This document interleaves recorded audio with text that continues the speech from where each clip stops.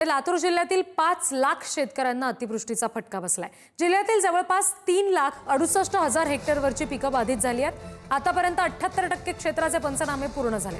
सरसकट आर्थिक मदत करण्याची मागणी शेतकऱ्यांकडून केली जाते। सोयाबीनचं पावसानं सगळं गेलेलं आहे वाहून। ऊस आडवा पडलाय, पारच झोपलाय।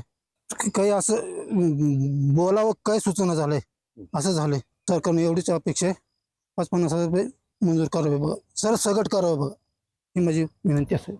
कशाचं नुकसान झालंय? काय उडदाचं, मुगाचं, सोयाबीनचं झालं, शेताची माती धुवून गेली, काय नाही राहिलं।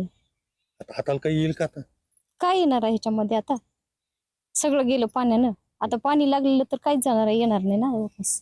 ऊसाचं नुकसान झाले, मूग उडीद पूर्ण वाहून गेले आणि शेताचे बांध पण खूप वाहून गेली। तर आणि शेतामध्ये तूर हे लागवड केली होती, ते पण उपसून असं वाहून गेली पाणी जास्त आल्यामुळं। ते सरकारना एवढंच मागणं आहे की आमची नुकसान भरपाई करून द्यावी।